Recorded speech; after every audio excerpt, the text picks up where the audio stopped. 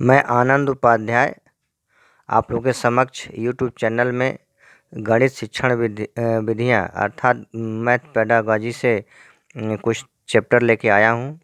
गणित शिक्षण विधियाँ से संबंधित एक दो प्रश्न सीटेट या यूपी टेट में पूछे जाते हैं। यहाँ गणित शिक्षण विधियाँ जो है कई निम्न प्रकार के हैं। विश्लेषण संश्लेषण, विश्लेषण का विरोध संश्लेषण है विधि है। आगमन निगमन, आगमन का विरोधाभास निगमन विधि है। प्रयोगशाला विधि, लेबोरेटरी मेथड, अनुसंधान विधि या ह्यूरिस्टिक मेथड, समस्या समाधान विधि, प्रॉब्लम सॉल्विंग मेथड, परियोजना विधि, प्रोजेक्ट मेथड, व्याख्यान विधि, लेक्चर मेथड, विचार विमर्श विधि, डिस्कशन मेथड एक्सेट्रा। विश्लेषण विधि, एनालिटिक मेथड, विश्लेषण का अर्थ होता है तोड़ना। यह विधि विश्लेषण प्रक्रिया पर आधारित है, अर्थात तोड़ करके हम समस्या का समाधान करते हैं। इस विधि में अज्ञात से ज्ञात की ओर चलते हैं, unknown to proceed to unknown to known. यहाँ पर प्रश्न दे देता है कि अज्ञात से ज्ञात की ओर चलते हैं, यह किस मेथड का वर्णन है, तो आप बताएंगे विश्लेषण या analytic method. Break up problem into simple parts and find the solutions. इसमें किसी विधान या व्यवस्था क्रम की सूक्ष्मता से परीक्षण करने की तथा उसके मूल तत्वों को खोजने की क्रिया को विश्लेषण नाम दिया जाता है। यहाँ प्रश्न पूछा जाता है या कई बार पूछा गया है कि रेखा गणित में प्रमेय एवं निर्णय को सिद्ध करने के लिए किस विधि का प्रयोग करते हैं। तो रेखा गणित में प्रमेय या निर्णय यानी ज्योमेट्री में विश्लेषण विधि का प्रयोग करते हैं। जैसे पाइथागोरस प्रमेय, कर्ण का वर्ग बराबर शेष भुजाओं के वर्गों के योग के बराबर होता है। विश्लेषण विधि के गुण, यह मनोवैज्ञानिक विधि है, स्वयं हल ढूंढने पर बल देता है, अन्वेषण करने की क्षमता का विकास होता है, ज्ञानार्जन अधिक अस्थायी एवं प्रभावशाली होता है। इसका दोष है कि समय अधिक लगता है, कुशल अध्यापक की आवश्यकता होती है, यह छोटों कक्षाओं के लिए उपयोगी माना जाता है। संश्लेषण विधि, सिंथेटिक मेथड, अर्थात तोड़ के उसमें विश्लेषण में तोड़ करके हम एनालिसिस करते थे। संश्लेषण का अर्थ होता है जोड़ना, अर्थात एकीकरण करना या एकीकरण विधि के भी नाम से जाना जाता है। संश्लेषण का अर्थ है अलग अलग भागों को जोड़ना। इस विधि में put together unknown truth and find the solution, अर्थात ज्ञात से अज्ञात की ओर चलते हैं। Proceed from known to unknown. ध्यान रखिएगा, विश्लेषण का विरोध यानी अपोजिट संश्लेषण है, तो विश्लेषण में अज्ञात से ज्ञात की ओर चलते हैं, जबकि संश्लेषण में ज्ञात से अज्ञात की ओर चलते हैं। अब विश्लेषण में अज्ञात से ज्ञात की ओर चलते हैं, एक दूसरों का उल्टा है।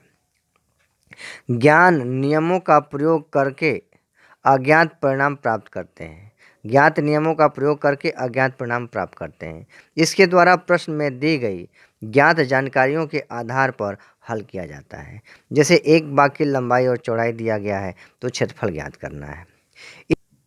इसका गुण एवं दोष, संश्लेषण का गुण है सरल एवं सुविधाजनक, समय एवं परिश्रम की बचत, दूर से रटने की प्रवृत्ति, नवीन ज्ञान तर्क चिंतन के अवसर का अभाव होता है।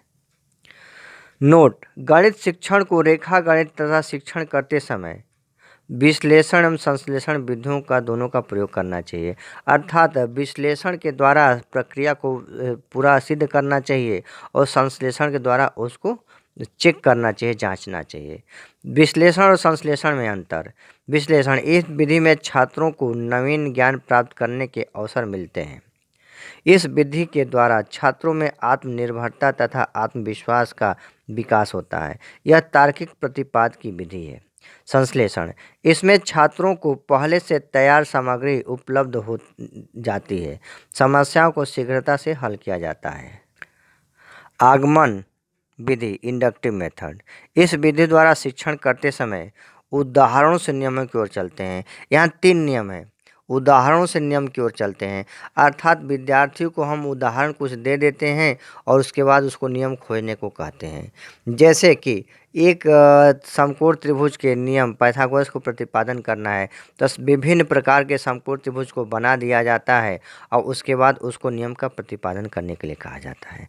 तो जब भी प्रश्न में पूछा जाता है कि उदाहरण दिया गया फिर नियम, तो उसमें कौन सा होगा, तो आगमन विधि होगा। Proceed from example to general rules, प्रत्यक्ष से प्रमाण की ओर, विश्लेषण विशेष से सामान्य की ओर, proceed to from the particular to general, स्थूल से सूक्ष्म की ओर। शिक्षण सूत्र जो है आगमन विधि में 3-4 तरह का है, जो कि मैंने अभी 2 का वर्णन किया है। पुनः फिर से सब मैं एग्जाम्पल वर्णन करता हूँ। उदाहरणों से नियम की ओर चलना अर्थात आगमन विधि, proceed from examples to general rules, प्रत्यक्ष से प्रमाण की ओर आगमन विधि, विशेष से सामान्य की ओर आगमन विधि, proceed from the particular to general, स्थूल से सूक्ष्म की ओर अग्रसर होना, proceed from the construct from the abstract. स्थूल का मतलब है छू करके देखना, सूक्ष्म का अर्थ है जिसे छू नहीं सकते, केवल देख भी नहीं सकते। इसमें आगमन विधि के 4 सोपान होते हैं, यानी 4 चरण होते हैं। पहला उदाहरण प्रस्तुति करना, दूसरा निरीक्षण करना, तीसरा निगमनीकरण या सामान्यीकरण करना, चौथा परीक्षण एवं सत्यापन। अर्थात आगमन विधि के जैसा कि मैंने बताया 4 चरण होते हैं।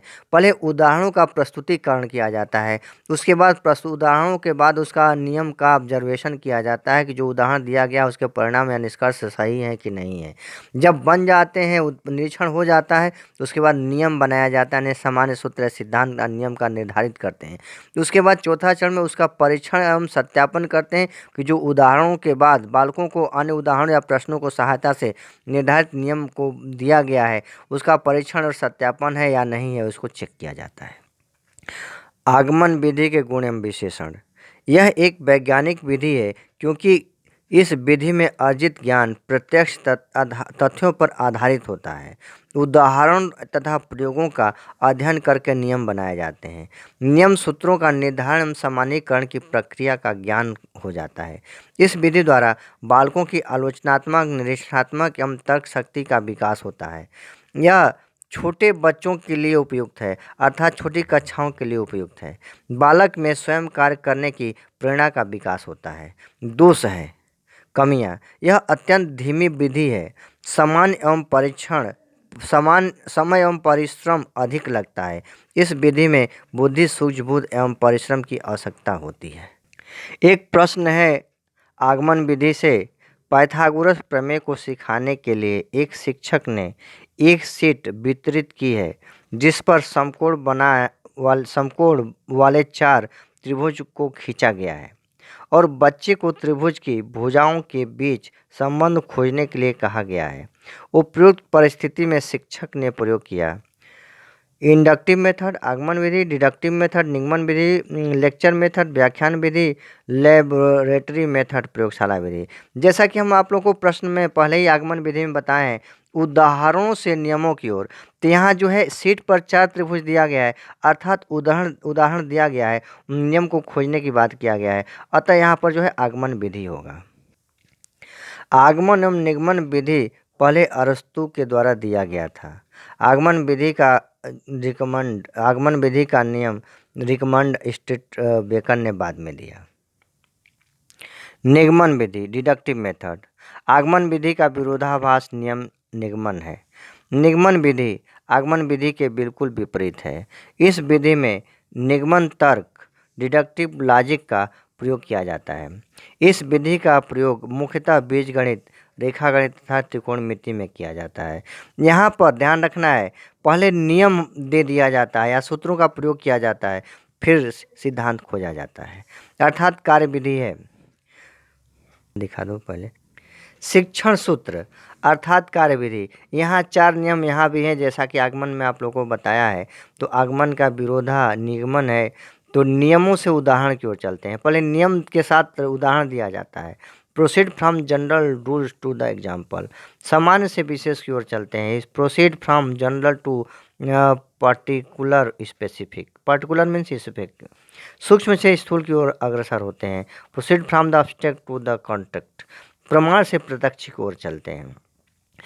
गुण और विशेषताएं, सरल एवं सुविधाजनक, स्मरण शक्ति का विकास, ज्ञानार्जन की तीव्र गति, कम परिश्रम एवं समय की बचत, बालक में तेजी से सीखते हैं। जैसा कि आप जानते हैं, सूत्रों का प्रयोग करके सवाल को सॉल्व किया जाता है। जैसे आयत का क्षेत्रफल या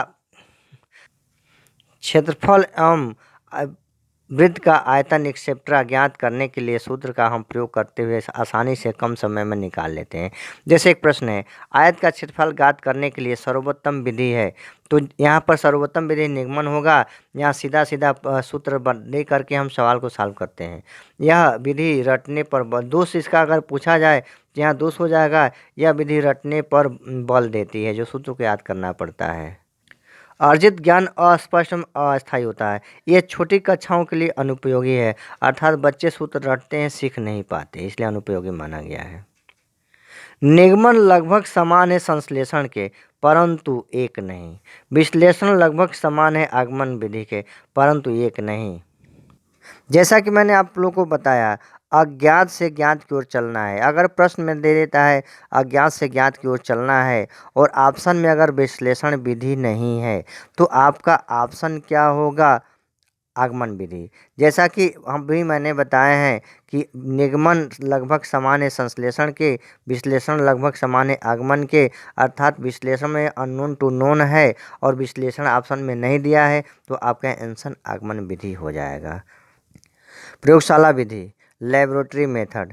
जैसा कि आप लोग इस विधि से परिचित हैं, ये प्रयोगशाला में बस दे दिया जाता है, बालक को थोड़ा सा बता दिया जाता है, उसके बाद बालक स्वयं करके सीखने लगता है, अर्थात प्रयोग करता है। तो विज्ञान शिक्षण विधि की भांति गणित शिक्षण को अधिक अर्थपूर्ण एवं रोचक बनाने के लिए या बच्चा आसानी से सीख सके, इस विधि का हम प्रयोग करते हैं। इस विधि में छात्र स्वयं व्यक्तिगत रूप से प्रयोगशाला में प्रयोगों द्वारा प्रत्यक्ष अनुभव करके ज्ञान प्राप्त करते हैं। प्रत्यक्ष अनुभव अधिक अस्थायी होता है। इसमें हम समस्याओं को यांत्रिक तरीकों से हल करते हैं। गुण है, रुचिकर विधि है, अस्थायी अधिगम का स्रोत है, रचनात्मक का विकास होता है। डेमोन्स्ट्रेटिव मेथड यानी प्रदर्शन विधि, देखो सुनो और समझो सिद्धांत पर आधारित है। इसमें छात्रों की अपेक्षा शिक्षक अधिक सक्रिय होते हैं। ध्यान रखिएगा, प्रयोगशाला विधि में छात्र अर्थात विद्यार्थी अधिक सक्रिय होता है, जबकि डिमॉन्स्ट्रेटिव विधि में यहाँ पर अध्यापक अधिक सक्रिय रहते हैं और अपना प्रदर्शन करते हैं कि हमें क्या पढ़ाना है, कैसे पढ़ाना है। नेक्स्ट मेथड, अनुसंधान विधि, ह्यूरिस्टिक मेथड या अन्वेषण विधि। इसका एक खोज विधि के भी नाम से जानते हैं। ह्यूरिस्टिक शब्द की उत्पत्ति ग्रीक भाषा लैंग्वेज ह्यूरिस्को से माना जाता है। यहाँ पर ह्यूरिस्को शब्द का अर्थ मैं खोजता हूँ, और इसका शब्द का आविष्कारक यानी इस विधि का जो है ह्यूरिस्को माना जाता है, जिसके जन्मदाता हेनरी एडवर्ड ऑस्ट्रॉम हैं। यह बहुत फेमस विधि है, इस पे बहुत बार पूछा गया है। इस विधि का यानी अनुसंधान विधि का जन्मदाता कौन है? तो हम बताएंगे H.A. आर्मस्ट्रांग। और यह इसका मैं खोजता हूँ कौन सा विधि है? तो मैं खोजता हूँ, मैंने खोज विधि जो है अन्वेषण विधि या अनुसंधान विधि है, जिसका जन्मदाता आर्मस्ट्रांग है। इस विधि के बारे में हर्बर्ट स्पेंसर ने कहा है, बालकों को कम से कम बताया जाए और जितना अधिक संभव हो उनको खोज के लिए प्रोत्साहित किया जाए।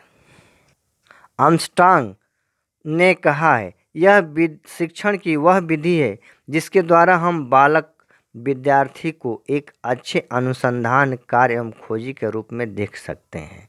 This is the method of teaching which place the pupils or students as far as possible into the attitude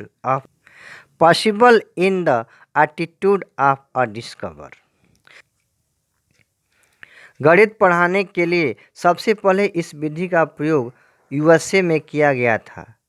based on the principle of learning by the doing, करके सीखते हैं। Based on the principle of the purpose of the fullness, based on the principle of logical think, अर्थात heuristic विधि जो है करके सीखना fullness एवं logic पर आधारित है। सेल्फ रिसर्च को प्रमोट करता है। Enhance the power of the observation, इसमें शिक्षक द्वारा प्रदान किया गया मार्गदर्शन और प्रोत्साहन छात्रों को नए ज्ञान की खोज करने में मदद करता है। यह सूक्ष्मग्राही तथा विवेचक बुद्धि से उसका अवलोकन या विश्लेषण करके नए तथ्यों या सिद्धांतों की खोज करना ही अन्वेषण या अनुसंधान विधि है। इसका demerit, this method is not for junior classes, अर्थात छोटे क्लासेज के लिए उचित नहीं है। Not applicable for the each subject, यह सभी सब्जेक्ट के लिए उचित नहीं है। रिड्यूस रेगुलर होमवर्क, यह प्रत्येक होमवर्क को कम करता है। Can not complete the whole syllabus this method, यानी इसमें समय बहुत ज़्यादा लगता है, अतः पूरे सिलेबस कंप्लीट नहीं हो सकता है। नेक्स्ट विधि, समस्या समाधान, प्रॉब्लम सॉल्विंग मेथड, किसी समस्या का समाधान या हल करने के लिए क्रमबद्ध तरीके से किसी सामान्य विधि या तदर्थ विधि का प्रयोग करना पड़ता है। Learning by the solving problem methods के अंतर्गत जीवन में आने वाली नवीन समस्याओं के तरीकों का हल निकालना संभव होता है। डिफिनीशन, गैने ने कहा है, समस्या समाधान घटनाओं का एक ऐसा समूह है जिसमें मानव किसी विशेष उद्देश्य की उपलब्धि के लिए अधिनियमों अथवा सिद्धांतों का उपयोग करता है। Problem solving is a set of event in which human being uses rules and to achieve some goals. आशुवेल ने लिखा है, समस्या समाधान में सम प्रत्यय का निर्माण तथा अधिगम का आविष्कार सम्मिलित है। Problem solving involve concept formation and the discovering learning, जैसा कि समस्या अगर किसी व्यक्ति या स्टूडेंट के सामने रखा जाता है तो उसको समाधान खोजने का प्रयत्न करता है और उसके प्रयत्न के द्वारा उस समस्या का समाधान खुद कर लेता है, इसलिए इसको समस्या समाधान या प्रॉब्लम या learning by the solving problem method के नाम से जानते हैं। अब नेक्स्ट विधि के प्रयोग, प्रोजेक्ट मेथड, प्रयोजना विधि। इस विधि के जन्मदाता किलपैट्रिक थे। किलपैट्रिक ने कहा है, प्रयोजना वह सहृदय उद्देश्यपूर्ण कार्य होता है जो पूर्ण संलग्नता के साथ सामाजिक वातावरण में किया जाए। A project is a whole hearted purposeful proceeding in a social environment. बाद में 1921 में किलपैट्रिक ने थोड़ा सा इसमें संशोधन किया और स्पष्ट किया, अर्थात प्रयोजना विधि का जन्म किलपैट्रिक ने 1921 में दिया। उन्होंने कहा कि प्रोजेक्ट सदुद्देश्य अनुभव की कोई सउदय क्रिया का कोई उदाहरण है। फिर से बताते हैं, प्रोजेक्ट सउद्देश्य अनुभव की कोई सउद्देश्य क्रिया का कोई उदाहरण है जहाँ पर कि आधिपत्य रखने वाला प्रयोजन एवं अंतर्निहित प्रवृत्ति के रूप में है। इनका आगे करते हैं, प्रयोजन अंतर्निहित प्रकृति क्या है। पहला, कार्य के उद्देश्य को निर्धारित करना। दूसरा, उसके क्रिया का निर्देशन करना। तीसरा, इसके आंतरिक प्रेरणा प्रदान करना। इसके बारे में स्टीवेंसन ने कहा है, प्रोजेक्ट एक समस्या मूलक कार्य है जो अपनी स्वाभाविक परिस्थितियों के अंतर्गत पूर्णता को प्राप्त करता है। स्टीवेंसन ने कहा है, a project is a problematic act carried to completion in its natural settings. आगे इसका व्याख्या करते हुए या डिस्प्लेसन करते हुए बेलर्ड ने कहा है, प्रोजेक्ट वास्तविक जीवन का वह छोटा सा भाग है जिसे विद्यालय में लाया गया है। इस विधि में किसी भी समस्या के समाधान के लिए छात्र स्वयं किसी भी समस्या का समाधान अपनी स्वाभाविक तर्क शक्ति के द्वारा जानकारी प्राप्त करता है तथा उसमें से अपने व्यवहार में परिवर्तन करके समस्या का हल खोजता है। इसकी विशेषताएं, प्रोजेक्ट का प्रयोजन अर्थात उद्देश्य होना चाहिए। दूसरा, इसमें क्रिया को प्रधानता दी जाती है। तीसरा, इसमें कार्य को चुनने की स्वतंत्रता होनी चाहिए। अगर प्रश्न पूछा जाए कि शिक्षण की किस विधि में क्रिया को प्रधानता दी जाती है, तो यहाँ पर आपका यू प्रयोजना विधि हो जाएगा। प्रोजेक्ट के प्रकार, किलपैट्रिक महोदय ने प्रोजेक्ट के 4 प्रकार बताए। पहला, सृजनात्मक एवं रचनात्मक प्रोजेक्ट। दूसरा, आनंद के प्रोजेक्ट, समस्या प्रोजेक्ट, अभ्यास या विशिष्ट सीखने के प्रोजेक्ट। यहाँ सृजनात्मक अन्य रचना कार्य करना, उसमें आनंद या रुचि लेना, या समस्यात्मक अन्य समस्या को समाधान के लिए प्रयास करना, यानी बार बार अभ्यास या विशिष्ट कार्य करके सीखना। परियोजना विकास के ये सोपान, परियोजना विकास के 4 सोपान हैं, यानी 4 पद हैं। पहला, परियोजना के उद्देश्य का निर्धारण करना, फॉर्मेशन टू ऑब्जेक्ट्स।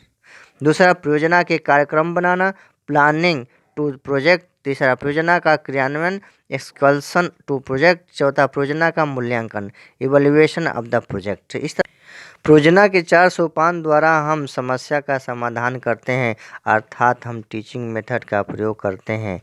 इस तरह से अब अगला विधि जो है व्याख्यान विधि, जिसे लेक्चर मेथड के नाम से जानते हैं। व्याख्यान विधि, लेक्चर मेथड, यह विधि शिक्षण की सबसे प्रचलित विधि है। इसमें एक कुशल अध्यापक अपने व्याख्यान द्वारा पूरी कक्षा या एक समूह को उनकी समस्या के समाधान की विधि से परिचित कराता है। यह विधि शिक्षक केंद्रीय है। ध्यान रखिएगा, खोज विधि और परियोजना विधि छात्र केंद्रित है, जबकि व्याख्यान विधि शिक्षक केंद्रित विधि है। व्याख्यान पद्धति के 3 पद होते हैं, अर्थात अध्यापक द्वारा योजना बनाना, अध्यापक द्वारा व्याख्यान देना और छात्रों द्वारा संग्रहण करना। Communication set of the lecture, T अध्यापक, एस छात्र, जैसा कि S1 S2 S3 S4, बीच में अब टी माने टीचर है, तो टीचर सारे बच्चों को देखता है। अर्थात व्याख्यान विधि लेक्चर के द्वारा जो है वहाँ लेक्चर देता है, अब बच्चों को थोड़े ही समय में अधिक से अधिक ज्ञान प्राप्त करा देता है। व्याख्यान विधि में छात्र जो है सुनते रहते हैं और इस तरह से कम समय में उस समस्या का समाधान पा जाते हैं। लेकिन इसका एक बैड इफ़ेक्ट ये है कि बच्चा सुनते सुनते सोने लगता है या उनको बोरिंग महसूस होने लगती है। लेकिन इसका प्लस पॉइंट ये है कि कम समय में ही अच्छा से शिक्षण का प्रयोग किया जाता है। तो यहाँ पर हम यह कह सकते हैं कि कोई एक विधि उपयुक्त जो है शिक्षण के लिए उपयुक्त नहीं है। हमें कई विधियों का प्रयोग करना पड़ता है, जिससे कि छात्र आसानी से सीख सके। विचार विमर्श विधि, डिस्कशन मेथड। इस विधि में बालक व अध्यापक अपने तर्कों द्वारा अपनी समस्याओं को एक दूसरे के अनुभव व ज्ञान के आधार पर सुलझाने का प्रयास अपने ज्ञान के आधार पर समस्याओं को सुलझाने का प्रयास करते हैं। विचार विमर्श पद्धति का संचार जाल, T S1 S2 S3 S4, यह जो है यहाँ छात्रों को दिखाया गया है। अर्थात यह टीचर जो है पहला छात्र, दूसरा छात्र, तीसरा छात्र, चौथा छात्र इस प्रकार से सभी छात्रों से डिस्कस करता है तथा S1 S4 से, S3 से और S2 से डिस्कस करता है, S2 S1 से, S3 से, S4 से डिस्कस करता है, S3 भी सभी अनेक दूसरे से सभी लोग डिस्कस करते रहते हैं, विचार विमर्श करते रहते हैं। जैसा कि आप लोग डिबेट देखते होंगे कभी कभी कक्षाओं के असेंबली में बुला करके किसी समस्या पर डिबेट किया जाता है, तो ये यहाँ पर 2 पक्ष हो जाता है कि और एक जो है तर्क को पक्ष में बोलता है, दूसरा उसका विपक्ष में बोलता है और लास्ट में इसका कंक्लूजन निकलता है। इस तरह से विचार विमर्श होते हैं। विचार विमर्श पद्धति के पद, विचार विमर्श पद्धति के पद जो है 4 हैं। विचार विमर्श पद्धति के 4 पद हैं। विषय वस्तु का चयन करना, सिलेक्शन ऑफ द टॉपिक, विचार विमर्श हेतु तैयारियां करना, प्लानिंग फॉर द डिस्कशन, संचालन, एक्सक्यूशन एंड द मूल्यांकन, इवैल्यूएशन। इस तरह से हम कई इन विधियों का प्रयोग करके हम शिक्षण कार्य करते हैं। अब आप लोगों के थोड़ा सा मैं और आगे बता दूं, शिक्षण विधियां जो है 2 तरह की होती हैं, शिक्षक केंद्रीय विधियां और बाल केंद्रित विधियां। तो शिक्षक केंद्रीय विधियां हैं lecture method, demonstrative method and the historical method, जबकि बाल केंद्रित विधि है project method, heuristic method, problem solving method and laboratory method. इस प्रकार से हम शिक्षण विधियों का उल्लेख किए हैं। अब आप इस शिक्षण विधियों को अच्छा से समझ करके अपने प्रश्नों को सॉल्व कर सकते हैं। तो यहाँ पर मुख्य रूप से गणित शिक्षण संबंधित जो है संश्लेषण, विश्लेषण, आगमन, निगमन विधि पर विशेष प्रश्न पूछा जाता है। और थोड़ा सा एक टॉपिक आगे मैं बता रहा हूँ, शिक्षण का अर्थ। शिक्षण का अर्थ क्या है? Meaning of the teaching. शिक्षण एक उद्देश्यपूर्ण प्रक्रिया है जो सामान्यतः एक त्रिध्रुवीय ट्राइपोलर प्रक्रिया है जिसमें शिक्षार्थी, शिक्षक सजीव पहलू होते हैं जबकि पाठ्यक्रम निर्जीव पहलू होता है। तो है ट्राइपोलर। ट्राइपोलर का मतलब शिक्षक, शिक्षार्थी एवं पाठ्यक्रम मिलकर के ट्राइपोलर होते हैं। इस शिक्षण यानी टीचिंग प्रक्रिया में पाठ्यक्रम करिकुलम के माध्यम बना करके शिक्षार्थियों एवं शिक्षकों के मध्य परस्पर अंतःक्रिया होती है और परिणाम स्वरूप शिक्षार्थी के व्यवहार में परिवर्तन होता है। बर्टन ने इसके बारे में कहा है, शिक्षण अधिगम हेतु उद्दीपन, मार्गदर्शन तथा दिशा का बोध होता है। प्रश्न पूछा जा सकता है कि शिक्षण अधिगम हेतु उद्दीपन, मार्गदर्शन तथा दिशा बोध के बारे में किसने कहा है? तो आपका आंसर होगा बर्टन। जैसा कि ट्राइपोलर यानी ट्राइंगल मैंने बनाया है, शिक्षण प्रक्रिया है यानी ट्राइपोलर, एक पोलर पर शिक्षार्थी लर्नर, दूसरे पोलर पर शिक्षक टीचर और तीसरे पर पाठ्यक्रम है। तो जैसा कि पाठ्यक्रम को बना करके इसको बनाया गया। अब आगे प्रश्न आता है शिक्षण कौशल से संबंधित। तो शिक्षण कौशल के बारे में किम पासी ने कहा है, शिक्षण कौशल वह विशिष्ट अनुदेशन प्रक्रिया है जिससे अध्यापक अपनी कक्षा शिक्षण में प्रयोग में लाता है। यह शिक्षण क्रम की विभिन्न क्रियाओं से संबंधित होता है जिन्हें शिक्षक अपनी कक्षा अंतःक्रिया में लगातार उपयोग करता रहता है। स्टैनफोर्ड विश्वविद्यालय के ने शिक्षण कौशल के 14 कौशलों का उपयोग बताया, सम्मिलित किया, जबकि बी पासी ने 1975 में 13 शिक्षण कौशलों की सूची प्रदान की। अगर प्रश्न पूछा जाए जो शिक्षण कौशल अमेरिका स्टैनफोर्ड विश्वविद्यालय द्वारा दिया गया, तो आपका आंसर होगा 14। किम पासी के बारे में पूछा जाएगा तो किम पासी जो है किस सन में दिया? तो 1975 में दिया। कितने कौशलों को दिया? तो आप बताएंगे 13 शिक्षण कौशलों को दिया। बीके पासी ने 1975 में शिक्षण कौशलों के संबंधित 13 को शिक्षण कौशलों की सूची प्रदान की। इस तरह से शिक्षण कौशल यानी शिक्षण का अर्थ समापन होता है। बाकी अब आप लोग के समक्ष एनसीएफ 2005 या नई शिक्षण पद्धति जो 2020 में आया है, इससे संबंधित नेक्स्ट वीडियो में आप लोग के लिए प्रश्न बनाएंगे। धन्यवाद।